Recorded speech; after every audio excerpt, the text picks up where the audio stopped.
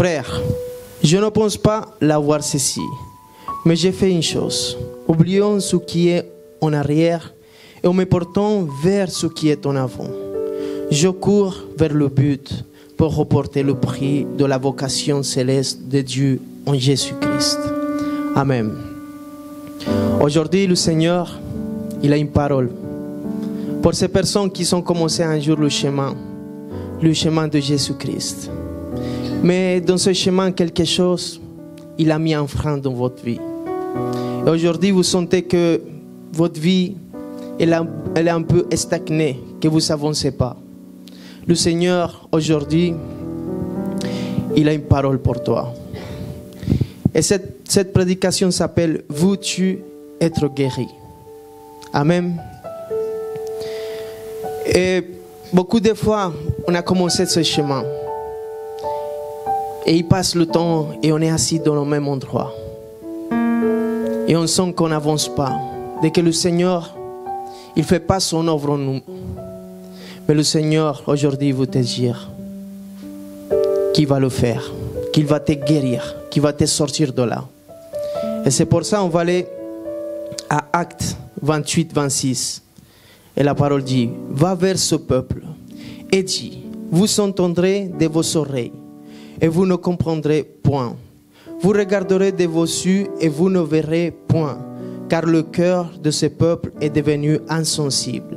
Ils ont endurci leurs oreilles et ils ont fermé leurs yeux, de peur qu'ils ne voient de leurs yeux, qu'ils n'entendent de leurs oreilles, qu'ils ne comprennent de leur cœur, qu'ils ne se convertissent et que je ne les guérisse.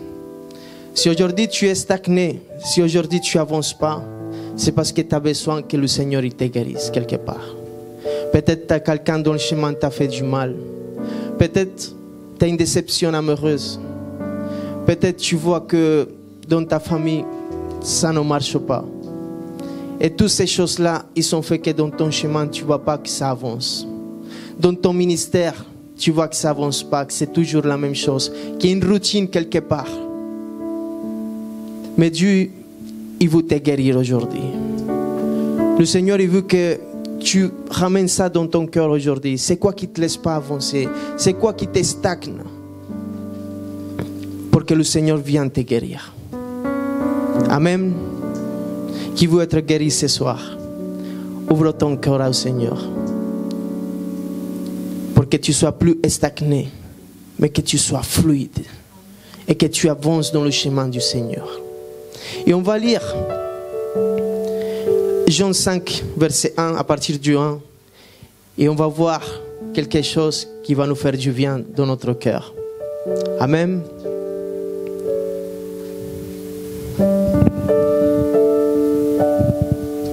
Dit, après cela, il a eu une fête des Juifs. Et Jésus monta à Jérusalem. Or, à Jérusalem, près de la porte des brebis, il y a une piscine qui s'appelle en hébreu Bethesda et qui a 5 portiques. Sous ces portiques étant couchés un grand nombre de malades, des aveugles, des boiteux, des paralytiques qui attendaient le mouvement de l'eau. Car un ange descendait de temps en temps dans la piscine et agitait l'eau. Et celui qui descendait le premier après que l'eau avait été agitée était guéri. Quelle que fût sa maladie, là se trouvait un homme malade depuis 38 ans. Jésus, l'ayant vu couché, et sachant qu'il était malade depuis longtemps, lui dit, « Veux-tu être guéri ?» Le malade lui répondit, « Seigneur, je n'ai personne pour me jeter dans la piscine. Quand l'eau est agitée et pendant que j'y vais, un autre descend avant moi. Lève-toi, lui dit Jésus, prends ton lit et marche. » Aussitôt cet homme fut guéri et prit son lit et marcha. C'est un jour de Shabbat. Les Juifs dirent donc à celui-là qui avait été guéri, c'est le Shabbat. Il n'était pas permis d'emporter ton lit. Il leur répondit, celui qui m'a guéri m'a dit, prends ton lit et marche. Et il lui demande, qui est l'homme qui t'a dit, prends ton lit et marche? Mais celui qui avait été guéri ne savait pas qui c'était, car Jésus avait disparu dans la dans la foule qui était encelue. Depuis, Jésus le trouva dans le temple et lui dit, « Voici, tu as été guéri, ne pêche plus de peur qu'il ne t'arrive quelque chose de pire. » Cet homme s'en alla et annonça aux Juifs que c'était Jésus qui l'avait guéri. C'est pourquoi les Juifs poursuivent Jésus parce qu'il faisait des choses le jour du Shabbat. Mais Jésus leur répondit, « Mon Père agit jusqu'à présent. Moi aussi, j'agis. » Amen. Il agit jusqu'à présent. Il va agir dans ta vie aujourd'hui. Amen. On voit qu'il y a un lieu qui s'appelle Bethesda. Bethesda, ça veut dire maison de miséricorde. Combien on est dans la maison de miséricorde ce soir-là? Amen. Et la parole dit que pas loin était la porte des brebis. Ceux qui ont été en Jérusalem, ils savent c'est quoi les portes. Et pas loin, il y avait la porte des brebis. En imaginant un peu, on sait que cet endroit, il devait sentir mauvais. Cet endroit, il y avait des voitures, il y avait des malades. Mais aussi, il y avait les brebis pas loin. C'était un endroit, en fait, qu'il y avait beaucoup de gens qui venaient pour voir l'eau s'agiter. Et beaucoup de gens, on est dans cette même moment que les gens qui étaient là. Ils s'attendent à un miracle. Ils s'attendent à un miracle de Dieu, mais on ne fait rien pour l'avoir. On ne bouge pas. On attend que la miséricorde du Seigneur. Amen. Cet homme, il avait resté 38 ans là. 38 ans de sa vie en attendant un miracle. Je ne sais pas combien de temps tu attends que ta vie change. Je ne sais pas combien de temps tu es là. Cet homme, il avait resté 38 ans en attendant ce miracle de pouvoir marcher. Mais lui, sa mentalité, c'est une mentalité de quelqu'un qui aimait demander les choses. Parce que quand Jésus lui dit, tu veux être guéri? Il a même évadé la question. Il n'a pas dit, oui, je veux être guéri. Non, il a dit, il n'y a personne qui peut m'amener jusqu'à la piscine. Il n'y a personne qui m'amène. Et quand j'essaie d'y aller, il y a quelqu'un qui arrive avant moi. 38 ans, il était dans le même état. 38 ans, il attendait que quelqu'un vienne l'amener à la piscine. Dieu, il aime faire l'impossible. Mais quand tu as fait le possible, si tu n'as pas fait ce qui était possible, il ne va pas faire l'impossible. En fait, être paralytique dans l'âme, c'est quelque chose de très dur dans ta vie. Pourquoi? Parce que tu n'arrives pas à bouger, à avancer, tu es stagné comme cet homme, tu es paralytique. Et tu viens tous les dimanches et tu es là, assis. Et tu attends que l'onction d'un homme vienne se déverser dans ta vie. Tu attends que le miracle il vienne te chercher, mais toi tu ne sors pas chercher ce miracle. Cet homme, il connaissait tout le monde, 38 ans dans le même endroit. Tout le monde le connaissait. Et lui, il avait vu plein de miracles dans sa vie. Et peut-être qu'il racontait les miracles. Oh, hier j'ai vu quelqu'un qui a été guéri. Ah, avant-hier. Et même les gens, quand ils arrivaient au bateau, c'est lui qui disait, oui, ici. Ici, on guérit les gens. Mais lui, il n'avait pas son miracle. Lui, il était stagné. Lui, il n'avançait pas. Mais il voyait comme les autres, ils avançaient. Il voyait les miracles des autres. Je ne sais pas aujourd'hui, c'est quoi qui n'avance pas dans ta vie. Mais le Seigneur, il te demande aujourd'hui, veux-tu être guéri? Veux-tu vraiment être guéri? Pourquoi Jésus, il allait faire cette question à cet homme? Il est paralytique. Si l'homme il est paralytique, il veut être guéri. C'est quelque chose de logique, non? Mais est-ce que Jésus va demander quelque chose comme ça, au hasard? Non. Tu sais pourquoi? Parce que beaucoup d'entre nous, on ne veut pas être vraiment guéris. Tu sais pourquoi? Tu sais pourquoi? Parce que tu es confortablement. Là où tu es assis, tu es confortable. Et lui, il était confortable par terre. Dans son lit, il était confortable 38 ans. Et Jésus aujourd'hui te demande vraiment, tu veux être guéri? Tu veux vraiment arrêter ce péché? Ou tu es associé avec ce péché? Tu veux vraiment changer? Tu es prêt à changer? Tu es prêt à donner tout pour Jésus? Ou est-ce que tu es confortable là où tu es? 38 ans ils sont passés dans sa vie. Je ne sais pas combien d'années tu as que tu as connu Jésus-Christ. Combien d'années tu as entendu que lui sauvait. Mais combien de temps tu es resté confortablement? Est-ce que tu as une mentalité comme les gens qui demandent l'argent? Les gens qui demandent l'argent dehors, des fois, ce n'est pas une question de qu'ils ne poussent pas travailler. C'est une question qu'ils sont habitués à recevoir. Donne-moi, s'il te plaît. Donne-moi. Et là, tu es un mendiant spirituel. Que tu veux qu'un oint de Dieu vienne et tu lui dises, donne-moi. Prie pour moi.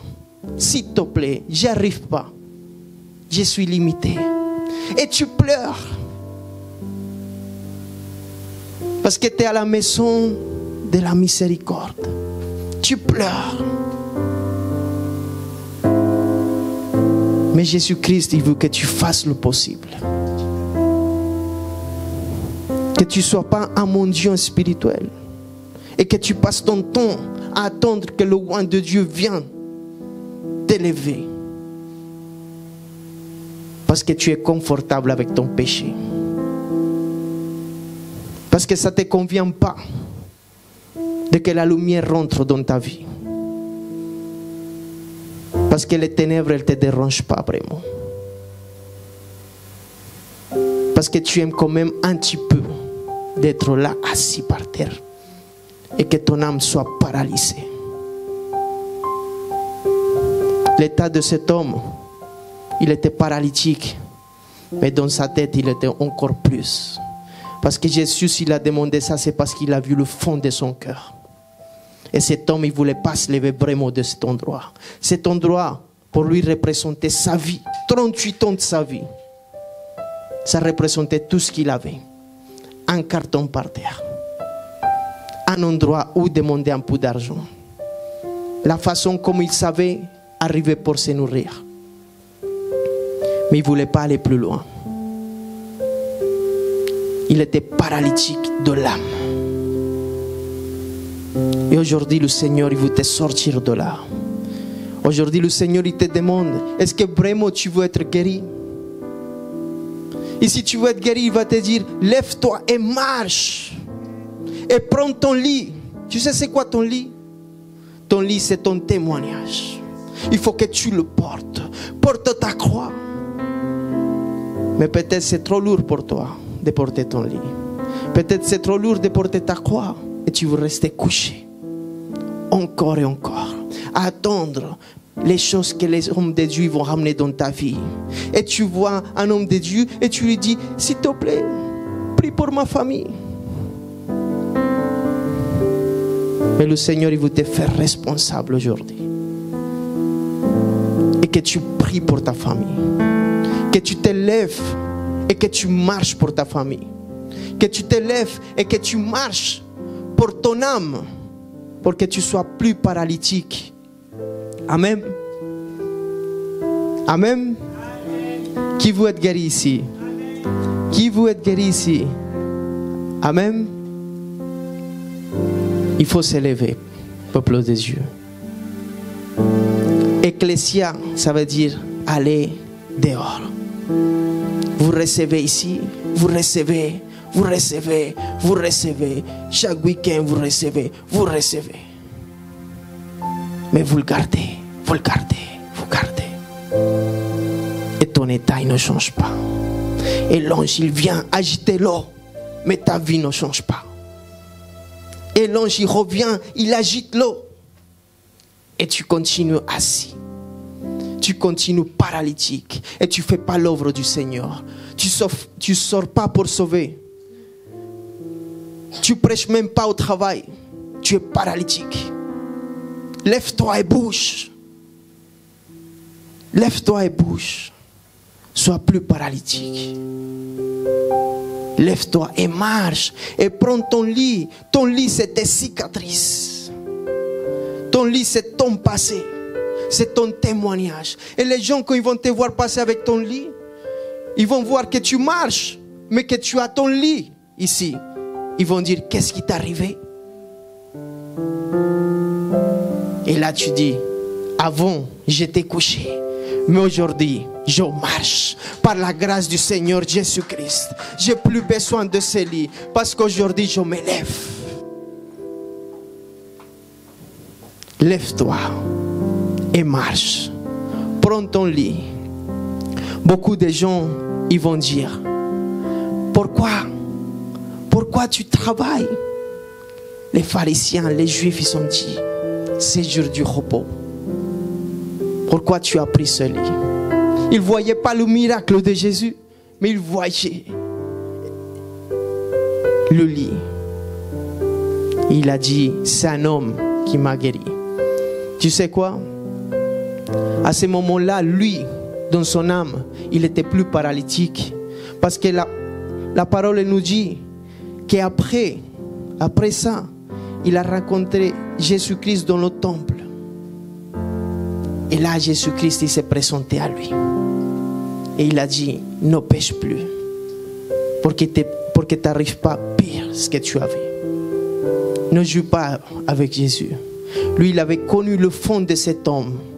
Et beaucoup d'entre nous, on est là, paralytiques. Et on ne veut pas être guéri. On ne veut pas être guéri. Parce qu'on va être confronté à ce péché.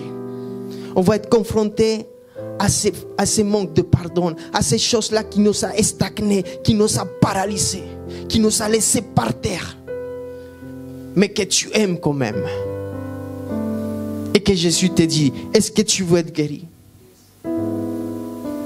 Mais aujourd'hui, que tu sors d'ici, confronté à cette chose-là qui t'a stagné, qui t'a paralysé, à ces choses-là qui te fait voir les choses comme une routine, que tu as plus le désir, le plaisir d'aller chercher Jésus, d'aller lire sa parole, d'être dans sa présence.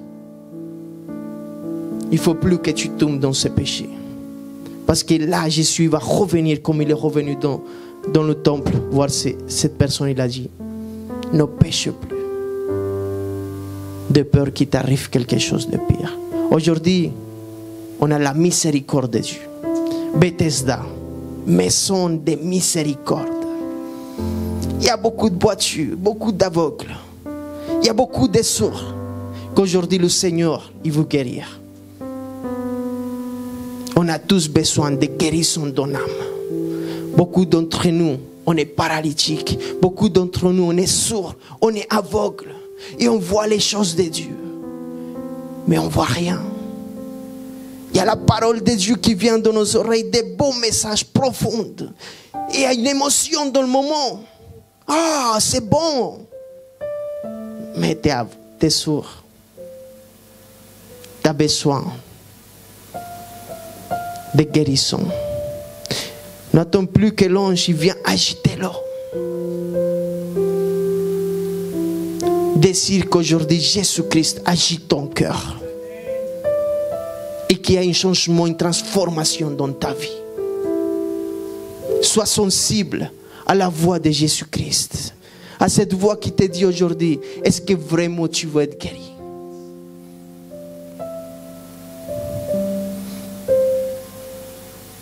Le paralytique, quand Jésus il a dit ça, est-ce que tu veux être guéri? Si vraiment il aurait voulu être guéri dans le moment, mais Jésus, tu ne me vois pas? Je suis par terre. Lève-moi. Mais il a dit non, il n'y a personne qui m'amène. On fait les victimes. On fait les victimes. Beaucoup d'entre nous, on aime bien ça, faire les victimes. Ah, pourquoi tu n'es pas venu? Non, tu sais. Pourquoi tu ne pries pas le matin? Ah, Je sais pas, fais plus la victime. On est dans la maison de miséricorde. Parce que Dieu il est bon, Jésus-Christ il est bon. Et sa miséricorde elle est grande. Mais ne joue plus la victime. Lève-toi et marche. Lève-toi et marche. Et prends ton lit pour que le monde entier voit d'où Jésus-Christ t'a levé. Pour sa gloire. Pour sa gloire. Ne reste plus stagné. 38 ans cet homme. Il connaissait toutes les boîtes du monde. Après il les voyait passer. En victoire. Victoire. Gloire. Et on voit les gens à l'église qui crient victoire. Gloire. Et nous on est. Ah c'est bien. Mais on ne bouge pas de la chaise. On ne bouge pas de la chaise. Lève-toi. Lève-toi. Écris victoire. On va s'élever.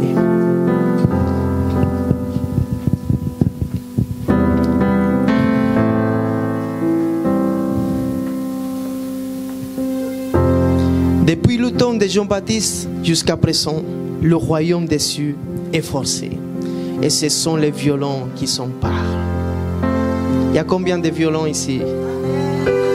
Il y a combien de violents là? Lève la main. Même si tu étais comme ces paralytiques, il faut que tu lèves la main aujourd'hui.